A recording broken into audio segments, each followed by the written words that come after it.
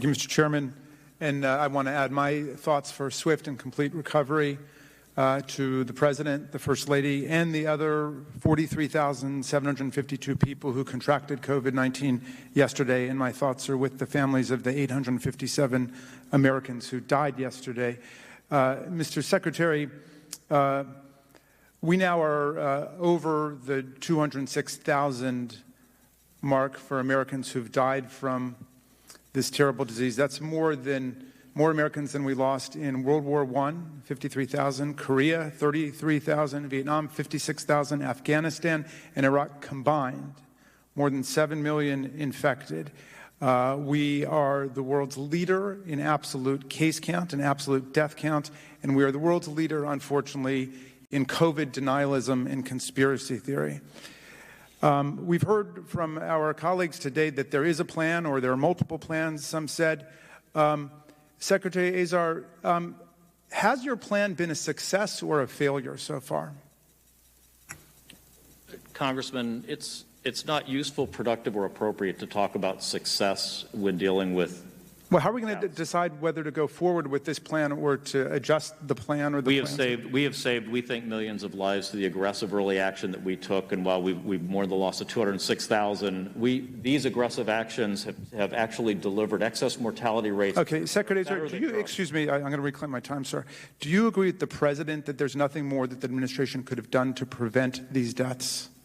I can only tell you that I wake up every day, and my whole team wakes up every day from the beginning of this, doing everything we can. Okay, well, let's take one simple action that could have saved tens of thousands, if not hundreds of thousands in the future lives, encouraging every American to wear a mask. Now, the director of the CDC, Robert Redfield, said that this is the most important, powerful public health tool that we have, encouraging everyone to wear a mask. But the President attacked Dr. Redfield for that.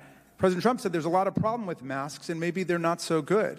He's mocked people who wear masks. In fact, he mocked Vice President Biden at the debate for wearing a mask. He said, every time you see him, he's got a mask. He shows up with the biggest mask you ever saw. Do you agree with the President that there are a lot of problems with masks, or do you agree with the CDC director that this is a powerful and necessary public health tool? I've been very clear ever since our scientists began recommending mask wearing, especially in April in the reopening guidance that the President published, that mask wearing is an important public health tool. Okay. If you look at the chart behind me, the Institute for Health Metrics at the University of Washington has calculated that if 95% of Americans wear masks, we'll save roughly 96,000 American lives by the end of this year, compared to the current path we're on, where there continues to be sinister disinformation and propaganda against masks. The administration has turned masks into a partisan symbol, discouraging many Americans from wearing them. We spent several meetings of this committee designed to combat the coronavirus epidemic, fighting about whether members should wear masks when they're not speaking in the committee, this committee, if you recall back to the early days. This morning, the Select Subcommittee released a report detailing dozens of times when there was political interference with the pandemic response. One time involved a plan to have the U.S. Post Service mail a mask to every American household, but the White House stopped it and used the masks for other purposes. An administration official told the Washington Post that the plan to send every American a mask was blocked due to, quote, concern from some in the White House Domestic Policy Council and the Office of the Vice President that households receiving masks might create panic. Mr. Secretary, were you aware that the White House intervened to stop the plan to send a mask to every American?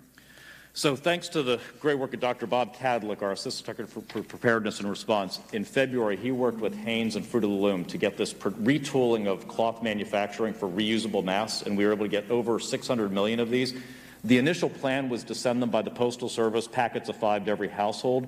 There was pushback saying, why don't we send them where needed most, where we have the outbreaks, and that's what ended up happening. They went out, but they went out targeted. Do you favor sending a mask now to every American household? Sorry? Do you favor sending masks to every American household now?